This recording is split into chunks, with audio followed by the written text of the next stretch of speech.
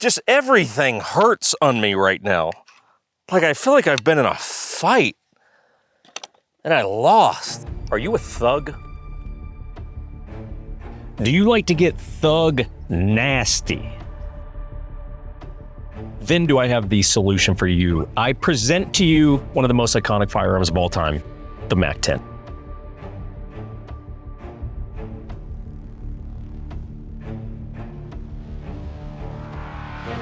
When it comes to guns that are pop culture famous, there are three that have dominated the screen. One of those three is the Mac family of firearms. But on the streets, it goes by a variety of different names. Some call it a problem solver. The old spray and pray. The hood rat-a-tat-tat. The Detroit pressure washer. Leroy's Peacekeeper. The St. Louis El Diablo sauce. The old nightclub special. Send it. And the Dirty Sanchez.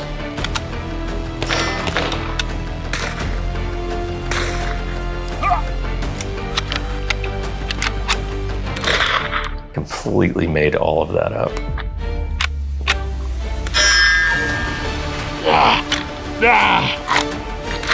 Inline stovepipe. Yep. 2 rounds. Damn! Oh! Oh! So the rear sight, so there goes that. There goes that. Show me first. Yep, there's that chunk. That's gone. That knuckle's tagged. That middle finger's tagged. That one's done. Now, just some design advice to the folks at Cobray, who of course don't exist anymore. Your rear sight is literally, I could cut a steak with this. The formed finger, now a total double feed in the process. This might be all she wrote here, kids. How do you do that? You can't lock the bolt back. I'm gonna need like a wedge of some sort. As best we could tell, this gun had actually never been fired. Just jam real good. Okay, I'm gonna have to escalate this. Oh yeah. Good times.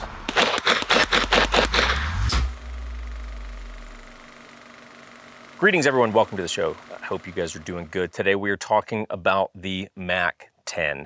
And let me go ahead and get ahead of this because I can already hear the fiery comments starting up like, oh, that idiot doesn't even know what a MAC-10 is. I get it. This is a MAC-11, or more specifically a Cobray M11, but we are going to really be talking about sort of the family of the MAC-10, from the 9mm to the Cobrays to all of that stuff. Now, here's the reality of this gun, guys. I bought this gun, and you guys have actually seen it on the channel before. You've seen it on the channel because I actually bought this when we were doing the Hunt for Gucci Guns Pittsburgh.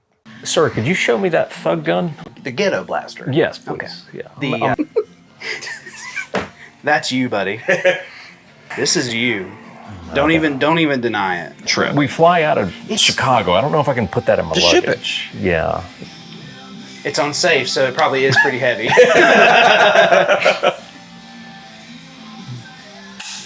Not much. It could be worse. Not, and here's the fun irony of it, is the shop that we bought that at is actually the sponsor of today's video. So we stayed in touch after the video. Many of you apparently thought that video was staged, by the way. It was not. That was actually organic things that happened in that. But the shop National Armory from the Hunt for Gucci Guns Pittsburgh is the sponsor of today's video. So they did not send me the gun for free, as you clearly saw within that video, but they are a really awesome shop. They've got their storefront in the, I'm going to call it the Pittsburgh area, because sometimes the locals get pissed if we call something Pittsburgh and it's the suburbs. So it's the Pittsburgh area there, everyone.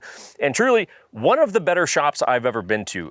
They carry and I guess the big caveat to put on this is it's not just local, right? They've got a big online presence. You guys can go check out their online presence. Also a big presence on the broker, if you will. Highly suggest you guys check that out. They carry not only a lot of new stuff that you guys would of course be interested in, but a lot of the stuff that interests me is some of the more unique, older things, some of the things that you guys don't see every day. That's really what drew us to the shop when we were there in person, is like, wow, there's a pretty badass selection of some unique stuff here. So check that out. I might also note that they buy collections. So if you're one of those individuals that at some point you're like, hey, I've amassed quite a collection and I'm now looking to move it, hit them up, because that's part of their business, is buying some of these unique collections, and that's how you see some of the really cool things on their site and store that you do. Now, that said, today we're talking about the MAC-10 really in relation to its use in pop culture, movies specifically. So let me tell you some films that didn't even make the list that we're going to be discussing today. Under Siege, Bad Boys for Life. I know it's not great, but still it's a good movie for the Mac. Scarface, Cliffhanger, The Fast and the Furious, Blade, Die Another Day, Desperado, Once Upon a Time in Mexico, and Lethal Weapon 3. Now, for almost any other gun, if that was the movie list for that gun, you'd be like, wow, like this thing has some real prominent use in cinema. That's what didn't make the list. So that probably makes you go, well, the stuff that did make the list must be pretty good. Yes, it is.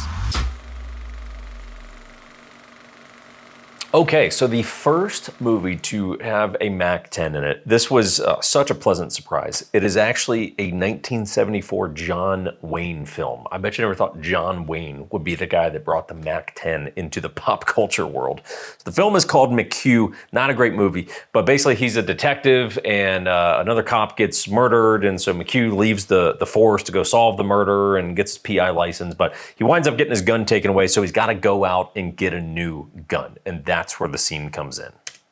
So we got McHugh. He's here at the gun store, picking up a pistol. No big deal, casual.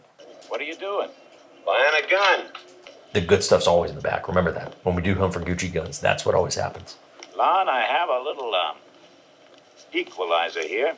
Equalizer. Try to sell it to the department. Lon, this can here is filled with water. Go on, squeeze off a burst. Squeeze off a burst. I mean, this is so cool. I think he's shooting real ammo in this. If you look at it, right, if you back up and you look at this, with the bolts open, watch the cyclic rate. I think he's shooting live ammo.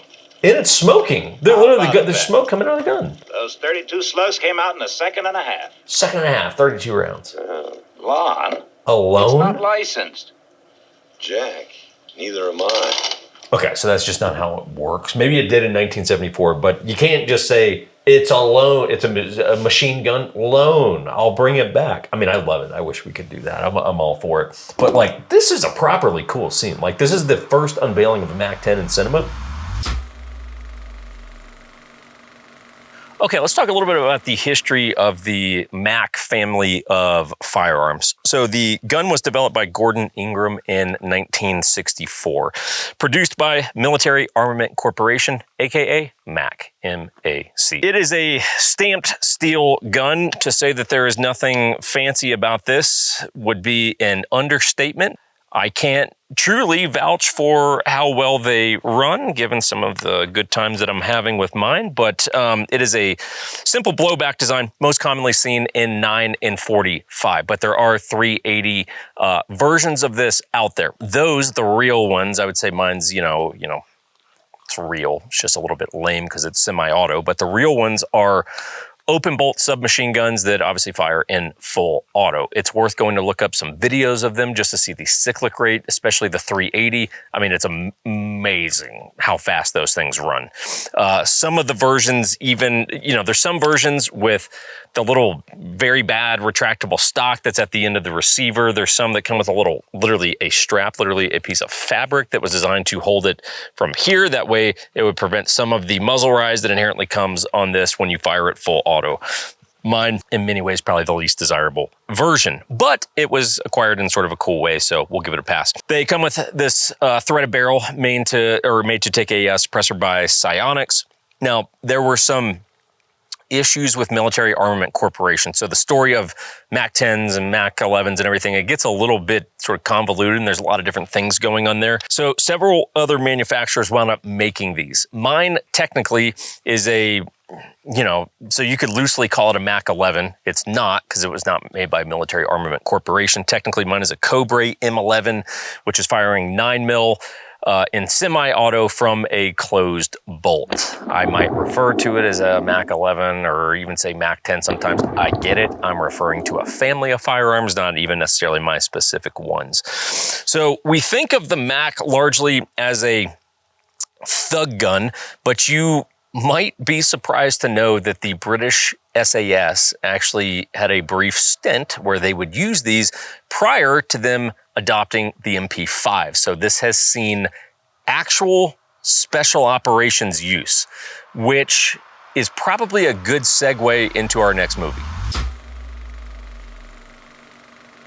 Okay, so what is the elite fighting force that has used the Mac 10 in cinema? Well, that would be the boys from Stripes. That's right. And I hope like the 80s and 90s kids are like, oh, hell yeah, I did not think Stripes was going to make an appearance on this series. So yeah, Stripes. So we got Bill Murray, Harold Ramis, John Candy, right?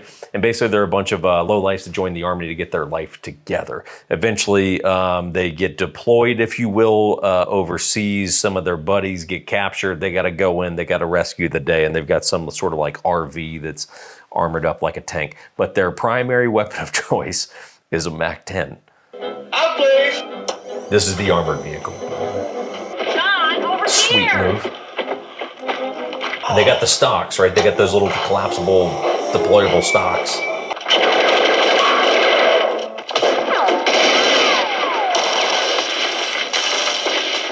Open bolt, you'll notice the bolts are back, which is cool. It's fun when you see these old movie guns and you go, cool, these weren't like totally modified movie props.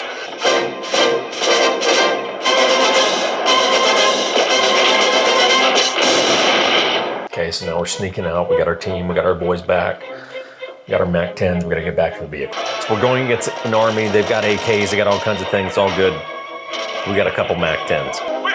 And a third Mac. Here comes Harold. So Stripes does highlight the military use of the Mac 10, which makes me wonder, look, within like law enforcement-ish sort of circles, like has it ever been used as like a issued duty weapon? The answer is yes, it has been used as a duty weapon by maybe the greatest movie character name of all time, Snake Plisken.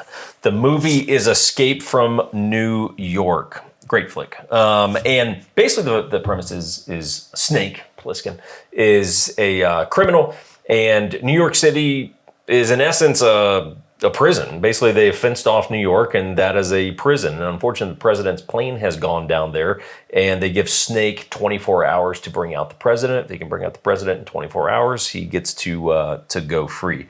But the first great scene is where he gets issued his gear. We got a revolver with a scope. Look at those mags. There she is. So this is him getting issued gear. And the fact that that's his duty weapon is just so good. So fast forward, now Snake is on the island. He's in New York. And check out the mods to this gun. You'll get a good, clean, legible shot here in a second. Look at that thing. Hey, you're Snake Plisken, ain't you? It's like a pirate gun. It's so cool with the eye patch and everything. I mean, this is like peak Kurt Russell. Really, I really thought cool. you were dead. Okay, a little later in the film, the gun does actually get some use.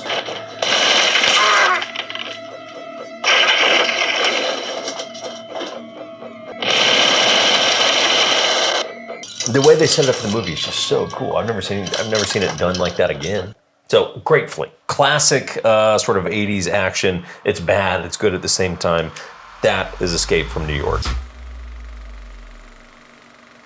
Okay, everyone, let's take you on a little tour of the Cobray or Mac 11, however you guys want to call it. I'm cool with it. To attempt to show you guys how this thing works, I mean, where do we begin?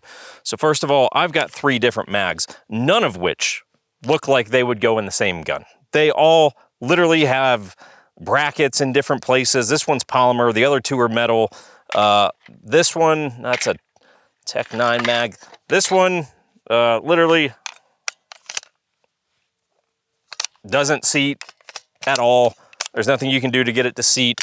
So magazines are a bit of an issue for you, if we're being honest, but this is the actual factory Cobray mag. The manual of arms, if you will, is incredibly simple, minus the multitude of malfunctions you're gonna have to figure out how to clear based on the level of tools and your gunsmithing ability. One pin, literally this pin right here, is the only thing holding the gun together. Nothing secures it. You can literally just take it out, you just pull it out, and it's like the whole gun comes apart. It's like 3 things inside the gun. But basically, hey, look, you got a magazine fed, cycles from a closed bolt versus an open bolt, which would be the actual full auto guns. And in terms of the ergonomics, it is the least ergonomic, pleasant gun ever that you could fire. My trigger finger has a nice old blister that's formed. Now keep in mind, I've shot maybe a total of 30 rounds today, along with 30 malfunction clearances.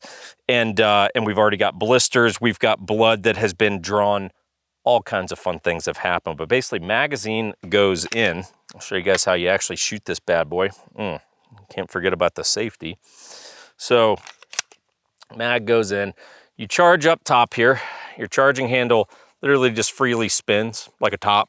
So if you're hoping to like really get a hold of something to charge your bolt and or clear out malfunctions, not gonna happen. This charging handle's kind of like, have fun with that malfunction clearance. So basically you sort of grab however you can onto this, charge it, okay? Now we're hot. You can do a press check, no problem. The safety is this little guy right here. So clearly not a gun really designed with lefties in mind.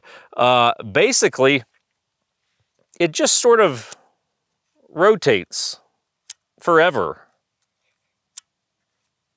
I'm unsafe, I'm on fire, I'm back unsafe, back on fire, back unsafe, back on fire. So it'll just rotate to eternity. It's a good time. There's no positive click to really know that you're unsafe for fire. You just kind of look and you're like, yeah, I don't know, that's probably about right. The trigger guard completely eats into your hand. It's the least pleasant thing you'll ever do. In terms of the reliability, right? So cool. Now, how did I know that that was gonna happen? Because that's always what happens. This malfunction looks like it's gonna be a good time. So we go mag out. Now again, because there's no last round hold open, there's no way to actually lock the bolt back to clear out the malfunctions. Now this one's pretty tight.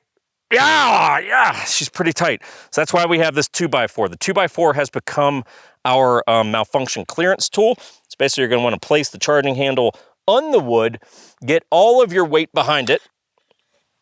Okay, and to further complicate things, so now at least the charging handle's free, but you'll notice the round is now attached to the whatever it is back there. It's basically where like the firing pin and all that shit is. So then at that point, you're gonna have to figure out how to get the round free. You can, there you go, she's free. At that point, your weapon's good to go. You are cleared hot, send it. And then you get the same old thing again. Something fell out, that looks like it's jacked up, and there's the round. So you can repeat that process as much as you want. You'll notice that it is threaded. That way you can attach their factory suppressor, which is actually really cool. I wish I had one, to be honest with you. Although I wish I'd had it on a gun that worked. So that's a tour of this piece of shit. That's a tour of this piece of shit. There you go.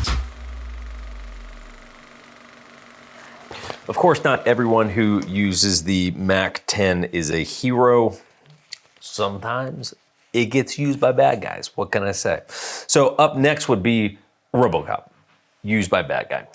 So Officer Murphy, he's out on patrol, and this criminal has decided he's gonna knock off a gas station.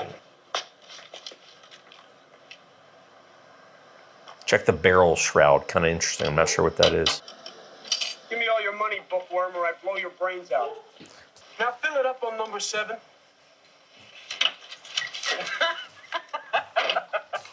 I'm a good shot. That's the best line of the whole thing. I'm a good shot. I can hit you in the eye from here. I can hit you in the eye from there. Nerd. You a college boy or something? Huh? Yep. I bet you think you're pretty smart, huh? Think you can outsmart a bullet? I'm talking to you. What do you say? Talking to you. In all fairness, the guy won't verbally respond. Like, say something. Drop Comment below if you know the model of the Robocop gun. What is it called? Killed you! Well, clearly not. We killed you! In all fairness, all this guy's shit talk about I'm a good shot, I could hit you in the eye. He's got all kinds of off, like not even hitting the target. He shot a gas pump, shot a bunch of shoulders. Okay, now he's gonna set Robocop on fire. Big deal, he's made of metal, who gives a shit? So that is Robocop. He's also a thug that threatened to shoot a gas station, but he didn't actually do it. Unlike our next bad guy. Up next would be 1997, the John Cusack classic, Grosse Point Blank. Damn, it's a good movie. And one of the best soundtracks of all time, for those of you that are into that kind of thing. So basic premise, he's an assassin, he's a hitman, and he's a little burned out. He agrees to go to his high school reunion, try to rekindle the relationship with his high school sweetie. Unfortunately, he's also being pursued. There's a hit out on his life. So basically the guy that's trying to kill him, they come head to head in a gas station. Crime always happens in gas stations. Like, I don't know what the deal is. Also, one of the best scenes for dual wielding, because everyone's dual wielding here.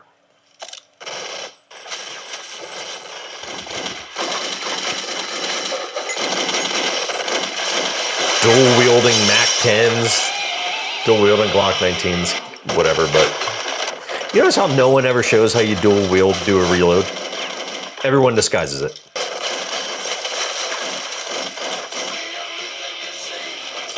Badass, and those aren't even noise canceling headphones. Dude is that into that video game, you can't hear a damn thing. Grosse Point Blank, I mean, there's great guns throughout. Like, I imagine most of you guys have seen Grosse Point Blank. If you haven't, you definitely should. But here's the deal, it's not just convenience stores that the Mac is good at shooting. 1993, the movie is Falling Down. A great movie for subguns and a great movie for the audience. Fun movie there. So Michael Douglas, disgruntled office worker, goes on a little bit of a sort of rampage of sorts, which is unfortunate. A little bit of a timely subject matter. Can't really make that movie today. But he's in a phone booth and he's trying to make a phone call. Excuse me. Excuse me. I don't know if you've noticed or not, but there's other people waiting to use the phone here. Too bad, because you know what? What? I think it's out of order. It is out of order. Now, it was actually doing decent before that 30 pop of 45 that went into it. But yeah, that's how it goes sometimes. Guys, do you know what Big Tex Ordnance carries that is higher quality than a Mac 11? Everything. Every single thing that they carry is better than this gun in its current state. There's a code that you guys can use on Big Tex Ordnance. That would be 1911 SYN, 1911 SYN. That saves you guys 10% off of their glorious site there. Check them out. That's where I typically get all like optics, lights, basically pretty much any accessories for anything. That's where I get it. They even have an offshoot called Kratos Design Group. Definitely worth checking out. They've got some really cool spins on things like sling attachments for M-lock rails, hand stops, barricade stops, things like that. So they got a lot of cool little like design projects that they're actually doing in-house there. So check that out. We'll have that code down below. Fast shipping, comes with freaking Candy and Constitution, which, you had me at Candy. You really won me over at Constitution. But anyway, scope that out. If you guys are looking for any other ways to support the 1911 Syndicate, we would love it. The real estate market is shit right now. So business at the old 1911 Syndicate this year, been a little bit shit, if we're being honest with each other here. So Patreon is a great way that you guys can support us. I'll link that below. We actually pump out a lot of like kind of behind the scenes content. There's a lot of special swag things. Probably by the time this video is out, we had our whiskey out. Patreon got first crack at whiskey. They get access to private MP5 classes, all kinds of cool shit. Like, we actually put a lot of energy into our Patreon. So scope that out, but if you do need real estate help, let us know. Anyway, back to the video. Here we are, everyone. Hostage rescue drill, because that is what the Mac was intended to do. Obviously, with the SAS using it, clearly this was a hostage negotiation tool, if you know what I'm saying. And so we have a hostage. Unfortunately, Natalia has been taken captive by bad guy, and I'm here to solve that problem. I'm going to engage with the hostage a little bit. Hostage negotiation 101. Put the bad guy at ease. Sir. Oh, sir, is it? What do you want, you pompous little wanker? It's not about you. It's about me and her. Natalia? She's too good for the likes of a knob like you. Natalia, you're a good woman. And she's stuck with a useless plonker. Captured a lot. Gotta talk about that. No thanks to you, mate. You're as much use as a chocolate teapot. I love you. Love her. I would never do anything to harm you. You couldn't find your way out of your own selfishness. I'm here to take you home. Is that another pathetic excuse behind your back? Don't worry about what's behind the back. You know Chris could crush you in the palm of his hand. Natalia, get down! I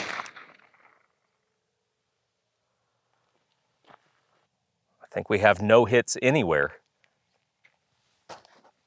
The shell casing, you might be able to see there, is completely stuck to the, I don't know, extractor, firing pin, I don't know, whatever. Nothing I can't fix.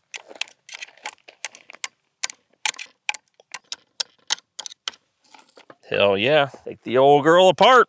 That's sweet. That's some sweet action.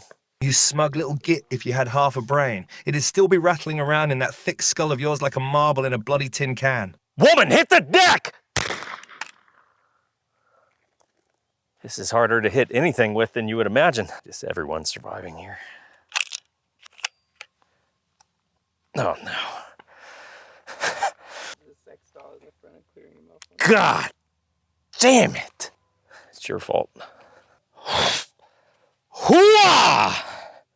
You see how hard I'm pushing on that charging handle? I'm denting the wood. This isn't weakness. I mean, this is just a bloody fucking mess, but this, I mean, let's just, oh, that's great. Malfunction number 1 fixed. Malfunction number 2. You're nothing but a tiny, useless panther runt. I've seen bigger threats in a bloody mouse hole. Woman, hit the deck! There's no holes. She's fine. Everyone's fine. Hey, simple malfunction this time. That's good. Well, someone dies first. Either her or the bad guy. I don't really care which. Jake is still unaware that he has successfully shot the captor every rep thus far. Look at you, all talk and no size. You're about as intimidating as a damn garden gnome. Get down, woman. Uh-oh. Her head moved not a good direction. I clipped her carotid artery. That's a neck. It's her left ear. I literally clipped her ear. Oh, she's fading fast.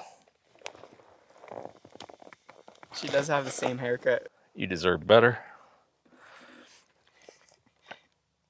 And now you must die. She's a good woman. She's stupid. Don't get captured. Yeah, she got tagged. Pretty decent. That's 170 pounds on this thing. Well, just everything hurts on me right now. Like, I feel like I've been in a fight. And I lost. I lost this fight today. Holy shit. Lost 1 pint of blood just from the rear sight. So, can you use a MAC-10 to rescue a hostage? Yes. Did I? Well, technically the bullet passed through her and hit the hostage. So, what are you gonna do? Sue me? Okay, up next, 1994, the movie is Pulp Fiction. Okay, top 2. We're talking top 2 all-time favorite movies for me. Almost insurmountable level of cool pop culture shit within Pulp Fiction. So we've got, incredible cast. Butch, played by Bruce Willis, and basically he's a boxer. He was paid to throw a fight. He refused to throw the fight, so now there's a hit out on his life, and he has to go back to his apartment before he leaves town to pick up his watch. The watch was a gift from his dad, and it had been passed down through a few generations. I won't spoil that story if you guys haven't seen the movie. But he goes back to his apartment. Unfortunately, a hit is out on his life, and Vincent is now pursuing him, played by the great John Travolta. Looks over on the counter. What do we have here? Suppressed MAC-10. Mine is so lame by comparison.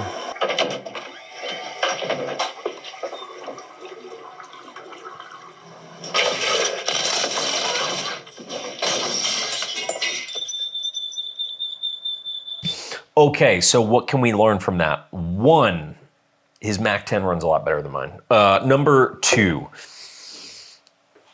if you are out to assassinate someone, don't leave your gun away from you when you go to the bathroom. Take your gun to the bathroom with you. That's pro tip from Vincent, RIP. Final movie on the list. The year is 1994. The director is James Cameron. Anyone got a guess? You're down in the comments. You're hopefully typing in True Lies. And that would be correct, guys. Really not a fantastic movie, but when they switch it on and they get in action mode, oh, there's some magic that happens there. So Schwarzenegger plays Harry Tasker. He's basically super government secret badass.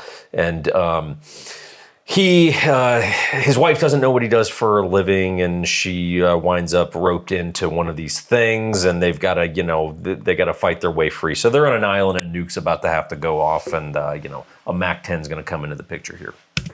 Jamie Lee Curtis, she gets the Mac. This is after she delighted us with a little bit of a little strip tease there in the hotel room. Anyone know the pistol that's in his belt here? HK P9S.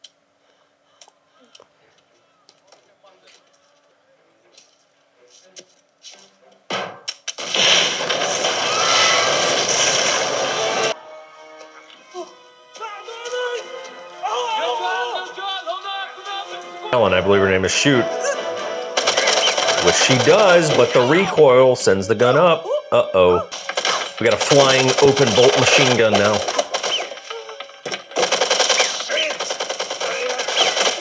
Being the most accurate a MAC-10 has ever been. Someone should do a round count on this, by the way. So even the bad guys have Macs here. Dual wielding these bad boys. Look how cool these shots are. And he's gonna use it. Check this out. Use it to light the fire. Yes, MAC-10 putting in work. So that's the MAC-10 in True Lies. Great movie, fun movie, fantastic finale. So guys, how do we wrap this up? Like the MAC-10 is an utter piece of shit, okay? This is an absolute pile of garbage. This is a glorified paperweight at this point. I'm glad I own it. It's one of those things, it's like an abusive relationship where you're like, I don't know, I'm still having a hard time walking away from it. I still have a love for it, even though this gun has shown me no love in return. So should you get one? Yeah, probably. I mean, probably, why not, right? I mean, I don't know. Or just go, find a street war that's going on and you'll probably just find one that you can pick up and walk away with. So on that positive note, I hope you and your families and your children are doing well, and we will see you guys next week.